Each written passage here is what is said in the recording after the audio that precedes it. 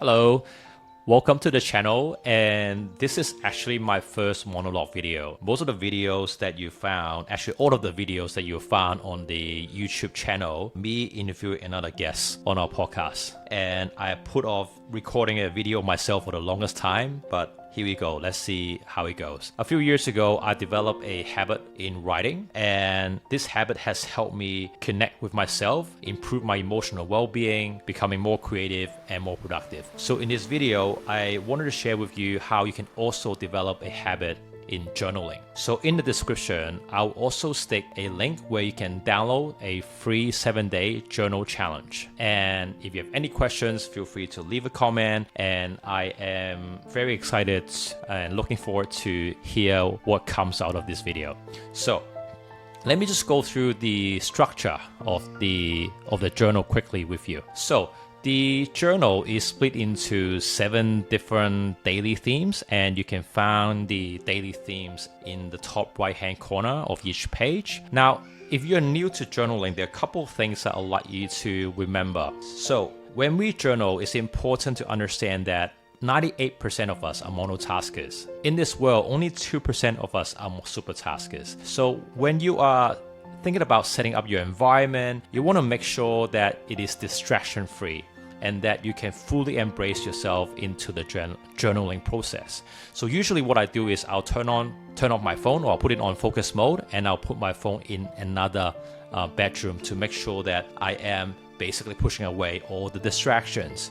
So whatever distractions that you have in your environment, I strongly encourage you to find a space where you can find a bit of solitude, where you can focus and be quiet and really connect with your inner self. Now, the second thing that I wanted to share with you, and this is one of the questions that I get asked quite often too, is some people tend to struggle with keeping up the habit. So what I would like to encourage you to think about is when you are journaling, think about setting up the environment such that it is attractive and easy for you, so that you also enjoy the process, and at the end of it, maybe you enjoy a cup of hot chocolate so it doesn't feel like a chore. And the other thing is, journaling is a activity of quality versus quantity. So do it in such a format that feels easy for you. Maybe you don't want to write a A4 page of journal entry. You just want to stick to like a line, a quote, a couple of lines, or a passage. Start with something small, and start with something that you can sustain over the next 365 days. Now, in terms of the actual structure that you will find in the link, so the journal entry is split into 2 sections. So you have a morning section and you have an evening section. Now, in the morning section, you will have a challenge, a quote, or a question at the start of the page to basically stimulate your thinking and perspective. And you can log down what time you slept last night and what time you woke up this morning. And then after a period of time, you want to take a look at how your quality of sleep generally affects your well-being. Now, under the morning section, there are 3 key things that you will complete. The first thing is what I call a gratitude ritual. A lot of studies have been done that when we are feeling grateful, it's actually impossible to feel anger or sadness at the same time. So find a person, find a small moment, or find a thing that you are grateful for. The second thing is what they call positive affirmation. So these are the positive self-talk that you choose to speak to yourself. I'm confident, I am a great public speaker, and I'm competent, I'm loved. Whatever positive adjectives that you can find, and you do it consistently on a daily basis, that will start your day on a positive note. The next thing is about organization. Now, think of it like charging a phone when we go to sleep. Right after we charge our phone, we should be at the max, okay, in terms of the battery level, in terms of the energy level. So when we wake up the first thing in the morning, we don't want to waste our energy on administrative tasks, or we don't want to waste our energy on scrolling social media. We want to get on immediately to things that we can achieve. So usually I have a non-negotiable contract with myself, and every single day I would outline 2 to 3 important tasks that I must get done before noon. and then I leave the afternoon for external meetings and other administrative tasks.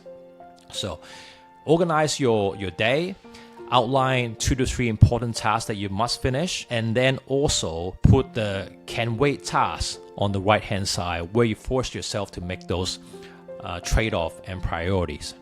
Now, in the evening session, this is what I call the reflective session. This is where we think about, what did we actually learn today? It could be something about work, it could be something about our loved one, it could be something about ourselves. It is important to sort of reflect how our day went and what was some of the learning that comes out of it.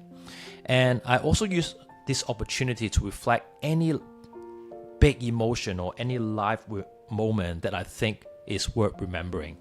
And I put it down here. And after that is a quick self-check-in. And in Unstuck, I wrote about how we can incorporate 4 narratives into our day-to-day so that we can live a high-performance life.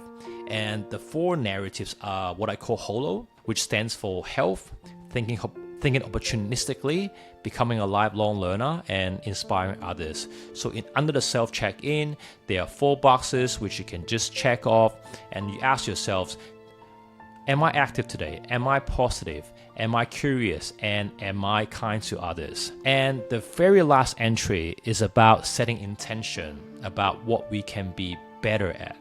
Now, over 80 to 90% of our New Year's resolutions actually don't make past February.